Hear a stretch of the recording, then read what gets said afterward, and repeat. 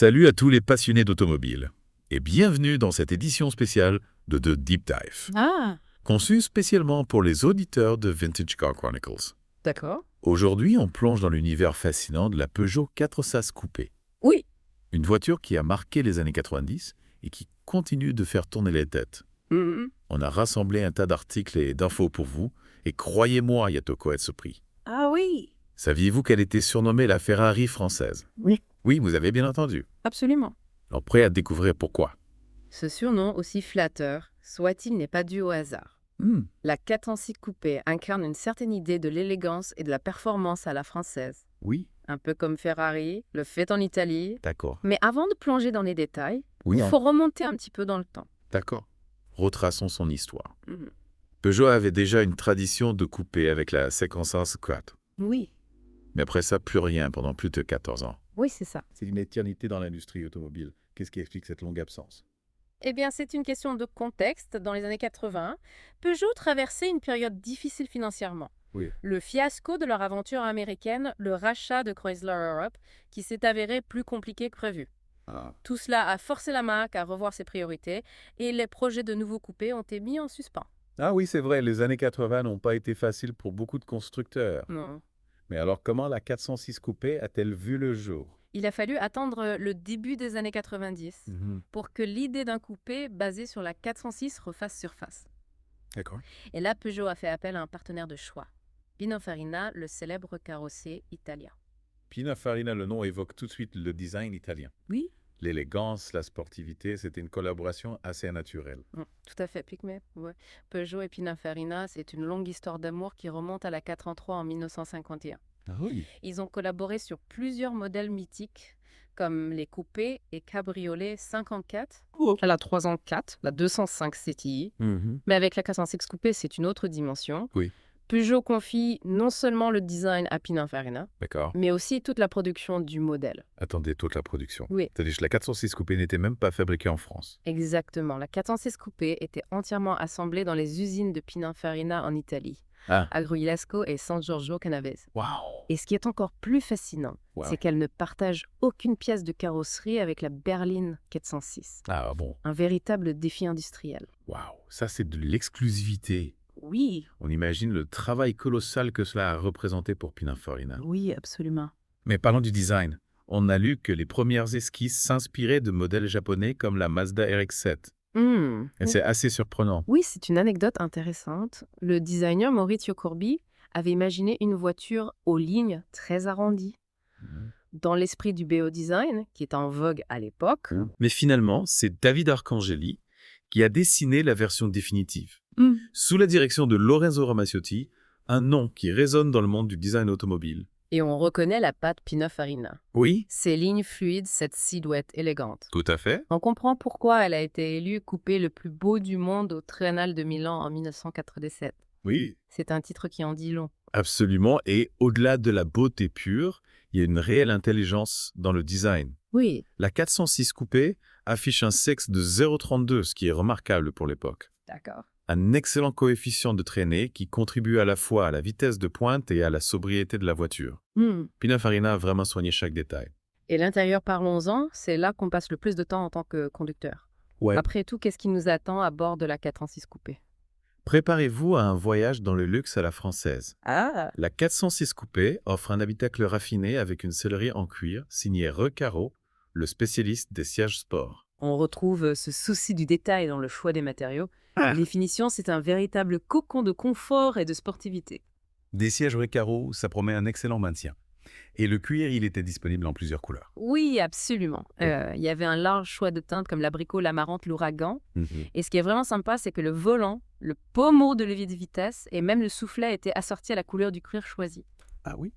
On sent que Pininfarina a voulu créer une ambiance cohérente et harmonieuse. On sent vraiment l'attention portée aux détails. Mais par contre, on a lu que le tableau de bord était quasiment identique à celui de la berline. C'est un peu dommage, non? Pour un coupé aussi exclusif, on aurait pu s'attendre à quelque chose de plus spécifique. C'est vrai, c'est un point que l'on peut regretter. Peugeot a sans doute voulu limiter les coûts de développement Oui. en reprenant des éléments existants, mais malgré ce choix pragmatique, l'ensemble reste agréable à l'œil. D'accord.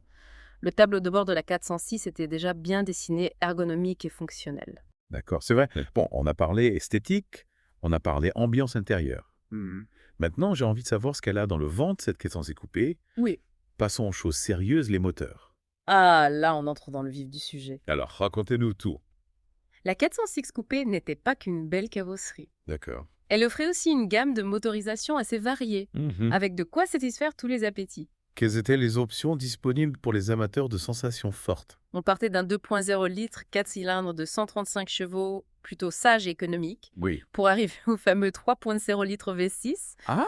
Et là, on entrait dans une autre dimension, 184 chevaux, une sonorité rauque, un vrai régal pour les oreilles et pour les amateurs de conduite sportive. Ce V6, c'était un peu la cerise sur le gâteau. Un V6, c'est déjà une belle promesse, mais attendez, il me semble avoir lu que ce moteur avait une histoire particulière. Oui. Est-ce que c'est bien ce fameux moteur V6 ESL? Vous avez une excellente mémoire, c'est exact. Ce V6 est le fruit d'une collaboration entre PSA, Peugeot Citroën et Renault. Ah oui! Un moteur moderne tout en aluminium qui a fait ses débuts sur la 406 coupé avant d'équiper d'autres modèles des deux marques. D'accord. Une belle réussite technique et une preuve que la collaboration entre constructeurs peut donner naissance à des moteurs intéressants. C'est vrai, on a souvent tendance à l'oublier, mais les constructeurs travaillent parfois ensemble pour développer des technologies. Tout à fait. Et ce V6, il a ensuite été retravaillé par Porsche. Oui, C'est bien ça. absolument. En 1999, Porsche a apporté sa touche de magie à ce V6. La puissance est passée à 210 chevaux tout en réduisant la consommation, un tour de force rendu possible grâce à des modifications techniques pointues, comme l'ajout d'un calage variable des soupapes et une optimisation des chambres de combustion. C'est assez incroyable de voir un constructeur français comme Peugeot faire appel à Porsche pour améliorer un moteur. On sent vraiment la volonté de faire de ce coupé une voiture d'exception, sans compromis sur la performance. Oui, c'est un signe fort, la 400C coupé. C'est un concentré de savoir-faire français et italien, avec une pincée de magie allemande, un cocktail unique qui explique en partie son succès. Et il me semble qu'il y a eu l'arrivée d'un moteur diesel en 2001. Oui. Un choix audacieux pour un coupé à l'époque, non? Oui, c'est vrai. Peugeot a osé proposer un 200 turbo HDD de 136 chevaux sur la 406 coupé et ça a été un pari gagnant. D'accord. Ce moteur connu pour son couple généreux et sa sobriété a séduit une nouvelle clientèle attirée par un coupé élégant et économique à la fois. C'est intéressant de voir comment Peugeot a réussi à élargir le spectre de la 406 coupé en touchant à la fois les amateurs de performance et ceux qui recherchaient un moteur plus raisonnable. Bon, on a parlé esthétique, on a parlé moteur, maintenant place à l'action. J'ai envie de savoir ce que ça donne sur la route, cette Ferrari française. Attachez vos ceintures, on part pour un tour au volant de la 406 coupé. Alors pour répondre à votre question, la 406 coupé offre un comportement routier vraiment intéressant. Oui. Elle reprend le châssis de la berline avec ses suspensions indépendantes et son train arrière multibras, mais elle est plus basse, son centre de gravité est abaissé et une barre anti-rapprochement renforce sa rigidité. Donc on a une base solide, Oui, mais retravaillée pour plus de dynamisme. exactement.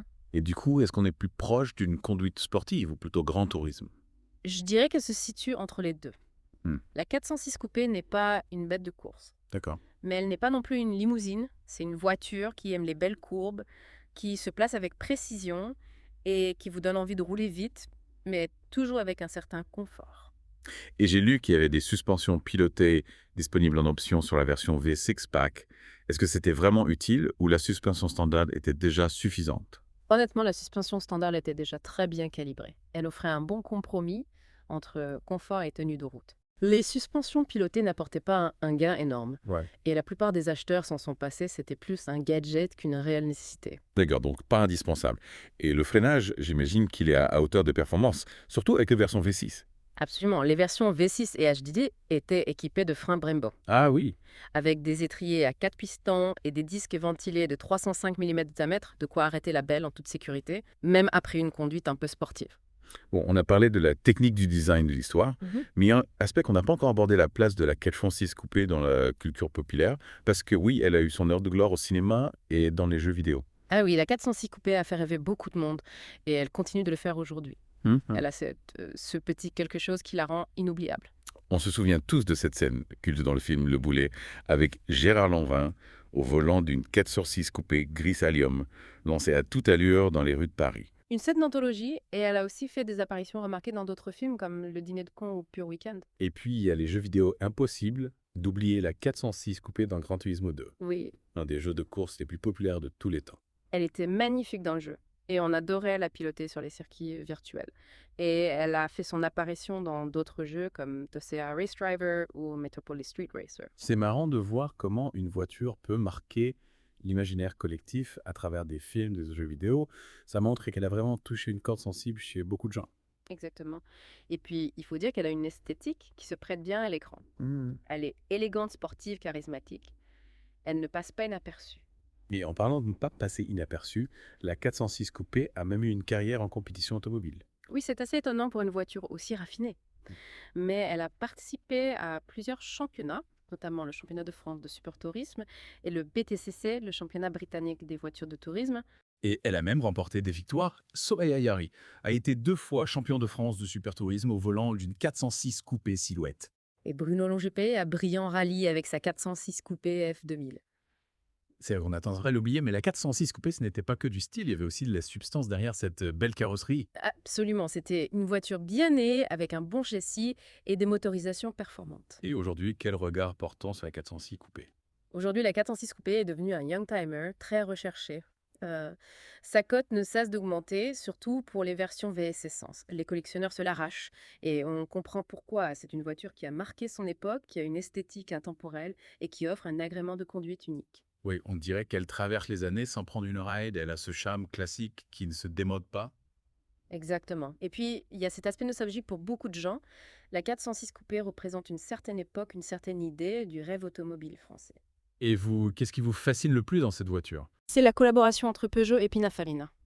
Deux entreprises aux cultures différentes qui ont su unir leurs forces pour créer une voiture exceptionnelle. La 406 Coupé, c'est un mariage réussi entre le savoir-faire français et l'élégance italienne. C'est vrai que c'est une belle histoire. Et en parlant d'histoire, la 406 Coupé a eu droit à quelques séries spéciales durant sa carrière, n'est-ce pas? Oui, on peut citer la Setantani, produite en 2000 pour célébrer les 70 ans de Pininfarina.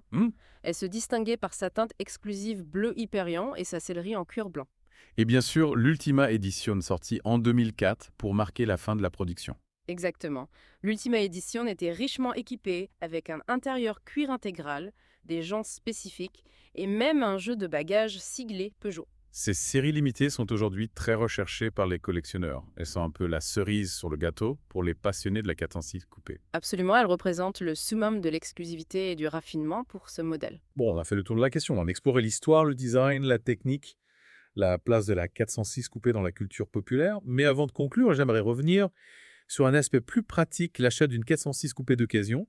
Si un de nos auditeurs est tenté de se lancer, quels conseils lui donneriez-vous? C'est une excellente question. La 406 Coupé est une voiture qui a beaucoup de charme, mais comme toute voiture d'occasion, il faut être vigilant avant de se lancer.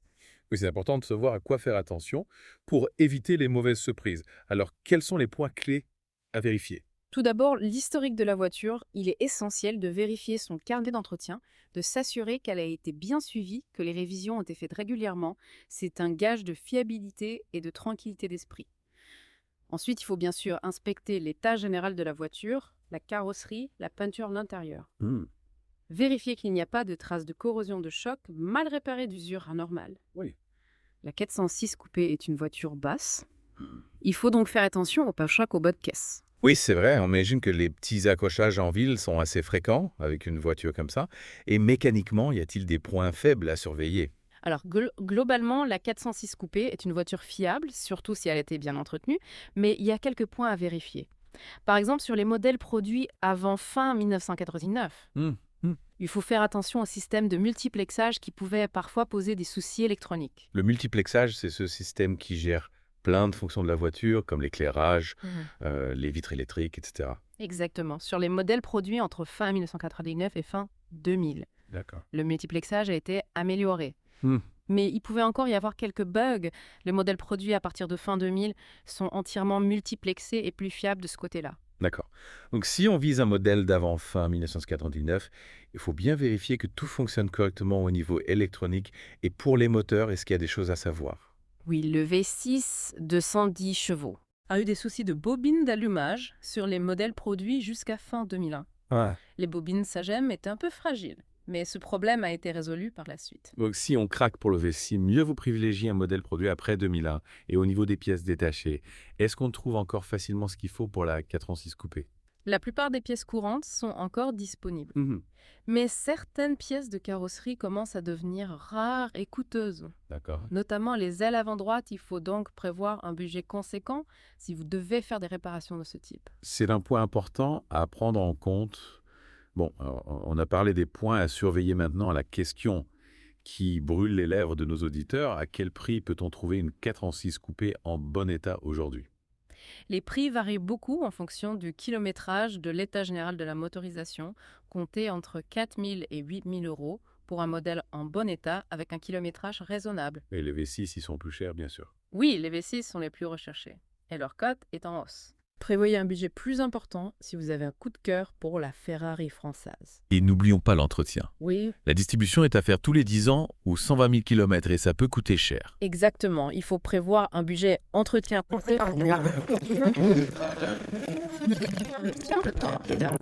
La 406 coupée peut vous offrir beaucoup de plaisir et de satisfaction. C'est une voiture qui a beaucoup de charme et qui ne laisse personne indifférent. Elle représente une certaine idée du grand tourisme à la française alliant, élégance, performance et confort. Absolument. Et puis, il y a ce petit quelque chose en plus, cette touche italienne qui la rend unique. La 406 coupée, c'est une voiture qui a une âme. Voilà, qui conclut notre plongée dans l'univers de la Peugeot 406 coupée.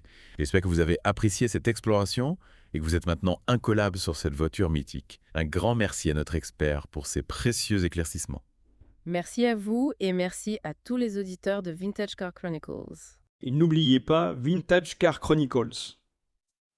C'est tous les jours pour votre dose d'infos et d'anecdotes sur le monde passionnant de l'automobile. À bientôt sur les ondes.